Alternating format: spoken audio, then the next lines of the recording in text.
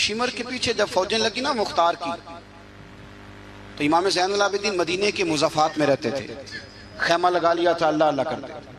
مختار کی فوجیں شمر کے پیچھے لگیں، گرمی کا موسم، گھوڑے پیچھے ہیں، چھپتا چھپاتا دوڑتا، گرمی میں تھوڑا بہت دوڑنا پڑے تو زبان باہر آ جاتی، اور انسان کے وجود کی عجیب کیفیت ہوتی۔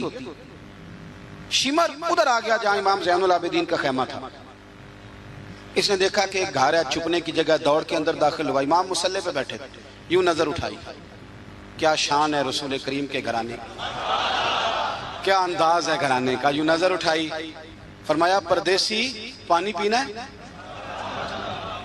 بند کرنے والا تھا پانی پینا ہے؟ کہنے لگا پینا ہے۔ شمر کہتے میں سمجھا کہ پہچانا نہیں امام زین العابدین، پہچانا نہیں، وقت بدل گیا، حالت بدل گئی، وہ تاج و تخت والے آج رسوا ہیں۔ امام زین العابدین خود اٹھے، سننا اور یاد رکھنا، اٹھے، پیالے سے پانی، اپنے مٹکے سے پانی پیالے میں ڈالا، پھر ایک پیالہ دیا، پھر دوسرا دیا، اور پیو گے؟ تیسرا دیا۔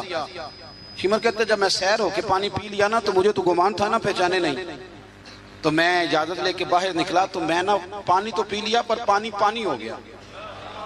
ہم تو دشمن کو بھی پاکیزہ سزا دیتے ہیں، ہاتھ اٹھاتے نہیں، اسے اس کی نظروں سے گرا دیتے ہیں۔ کہتے ہیں کہ پانی پانی ہو گیا، یار میں نے پانی بند کیا، پیاسے رکھا 3 دن اور مجھے پلا رہے ہیں، شرم آئی، اور میں نے کہا مر تو اب جانا ہی ہے، تو زین العابدین سے ایک سچی بات نہ کر لے۔ میں اندر گیا تو امام پھر گردن جھکائے بیٹھے تھے، تو میں نے کہا زین العابدین شاید آپ نے پہچانا نہیں، تو امام صاحب نے نظریں اٹھائی تو آنکھوں میں آنسو تھے۔ فرمایا کیوں نہیں پہچانا؟ جب تو اندر داخل ہوا ہے تو مجھے 6 مہینے کا علی اصغر اسی وقت یاد آ گیا تھا، جب تو اندر آیا ہے تو میرے چچا کے کٹے ہوئے بازوؤں میں جو درد تھا اور میری پھوپھی کی آنکھوں میں جو آنسو تھے مجھے سارے یاد آئے تھے، اور وہ کہاں کربلا اور کہاں دمشق تم نے نیزے پہ لٹکا کے میرے باپ کا جو سار گلیوں میں گھمایا مجھے سارا یاد آیا تھا۔ شمر کہتا میں نے گھبرا کے کہا پھر پانی کیوں پلایا؟ اگر پہچان گئے تھے تو پانی کیوں پلایا؟ کہتا یوں کر کے آنسو پوچھے امام نے، فرمانے لگے میری مجبوری ہے، میں ساقی کوثر کا نواسا ہوں، میری مجبوری ہے، مجھے پلانا تھا، میں مجبور ہوں، اس لیے کہ مصطفیٰ کا نواسا ہوں۔ انہوں نے ہمیں سکھایا ہے کہ جو پانی نہ دے اسے پیالے بھر بھر کے پلانا چاہیے۔ کدھر گیا میرا اور آپ کا کردار؟ چھوٹے چھوٹے دل، اتنی اتنی بات میں جھگڑا۔ ہو سکتا ہے ساقی صاحب سے بھی میں ناراض ہو جاتا اگر سٹیج پہ بڑی کرسی نہ رکھتے، اتنا سا دل بس، ہو سکتا ہے بگڑ جائیں ایک دوسرے سے کہ مجھے بلایا ہی نہیں، نعرے نہیں لگائے، بندہ استقبال کوئی نہیں بھیجا۔ او بھائی یہ تو چھوٹے لوگ اس طرح کی باتیں کرتے ہیں، یہ تو کچی پکی باتیں۔ جو آدمی بڑا ہوتا ہے وہ استقبال سے بڑا نہیں ہوتا، جو بڑا ہوتا ہے وہ بڑی کرسی سے بڑا، جو بڑا ہوتا ہے وہ آگے بیٹھنے سے بڑا نہیں ہوتا، صدر صدر ہی ہوتا ہے، وہ جہاں بھی بیٹھ جائے وہ صدر ہی ہے۔ ان چکروں سے باہر آئیں، اہل بیت اطہار کا اسوہ نور، خوبصورتی، بات کو سمیٹنا ہے چونکہ وقت عشاء قریب ہے۔ کیوں نکلے امام حسین یزید کے خلاف؟ یزید تو جامع مسجد دمشق کا خطیب تھا، پتہ ہے آپ کو؟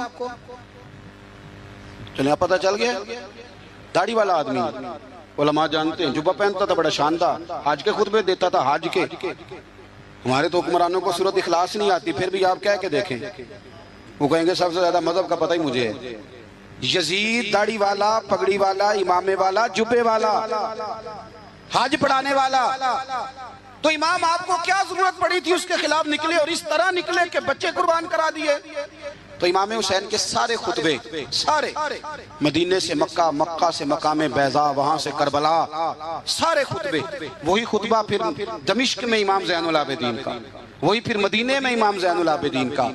امام حسین فرمانے لگے یزید اللہ کی حدوں کو توڑتا ہے، رب کے حلال کو حرام اور حرام کو، آپ کے ملک میں کہا نہیں جاتا کہ مولوی گنجائش نکالیں سود کے بارے میں؟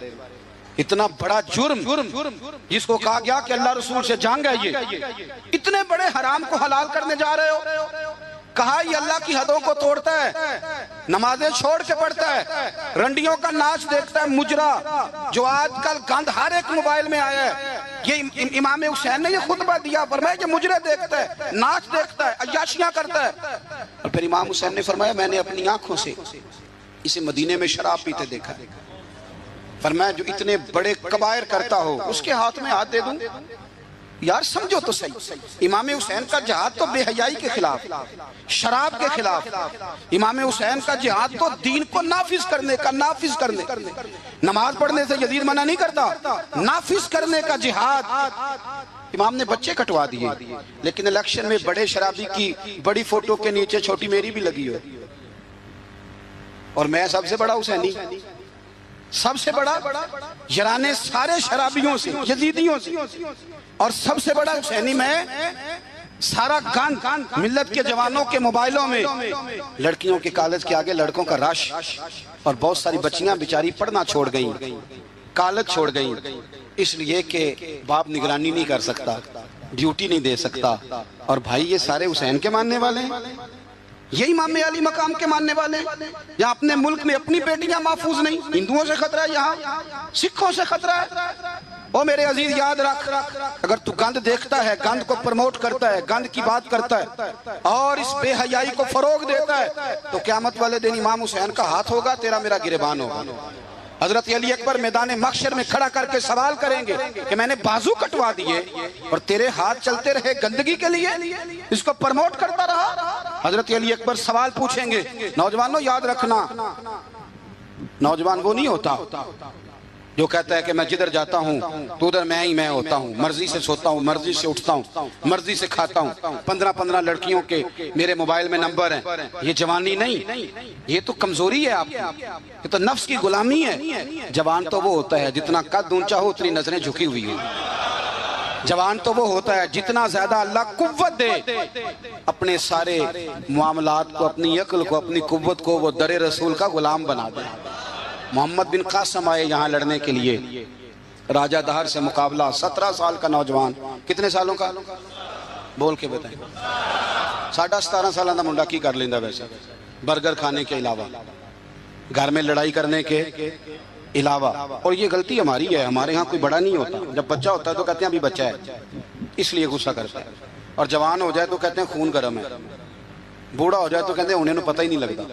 تے سیانے ہونے دی کیڑی عمر ہے جی، وہ بھی بتا دیں، اس کا بھی کوئی بہانہ بتائیں، کب سمجھدار ہوگا؟ 17 سال کا نوجوان، عشق لگا سی کھیڑاں کھیڑ دی، تو پھر کھیڑاں پھول گئیاں، کجل پایا سی یار دے ویکھنے نوں، پھر وہ دی یاد وچ روندیاں ہی ڈول گئیاں، حیدر شاہ اس گلی کدے نہ رول دی، پر ان تے رول گئیاں۔ محمد بن قاسم آئے تو ایک بزرگ نے دیکھا محمد بن قاسم بڑے پریشان ہیں، کہنے لگے پتر خیر ہے، تو کہنے لگے حضور نہ تو رستوں کا پتہ ہے ہندوستان کے، اور سنا ہے راجہ دہر کی فوج بھی بڑی مضبوط ہے، کیسے لڑوں گا؟ کہنے لگے بیٹے تو ہمت کر، میں دعا کروں گا، اللہ تیری مدد کرے۔ چند دنوں کے بعد وہ بزرگ پھر ملے تو محمد بن قاسم بڑے حشاش بشاش، تو بزرگ کہنے لگے آج بڑے حشاش بشاش ہو، خیریت ہے؟ تو محمد بن قاسم کہنے لگے حضور مجھے پتہ چل گیا ہے، 2 سے 2.5 گھنٹے لڑے گا راجہ دہر پھر بھاگ جائے گا، اس سے زیادہ میرے مقابلے میں ٹھہرے گا نہیں۔ کہا کیوں؟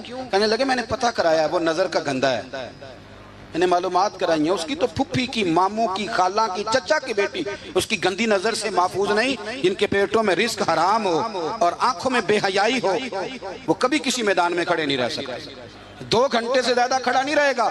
کہنے لگا حضور میں 17 سال کا نوجوان ہوں، یا میں نے کعبہ دیکھا ہے یا قرآن دیکھا ہے، اور جب دل زیادہ للچاتا ہے تو مصطفیٰ کی قبر انور کو دیکھا کرتا ہوں۔ ہم نے